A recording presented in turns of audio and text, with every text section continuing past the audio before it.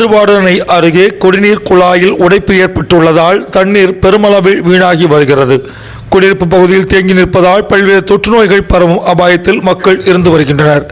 இதுகுறித்து புகார் அளித்தும் நடவடிக்கை எடுக்க வேண்டிய அதிகாரிகள் ஒருவர் மாறி மாறி குறை கூறிக்கொண்டு சரி செய்ய மறுத்து வருவதாக குற்றச்சாட்டு எழுந்து வருகிறது.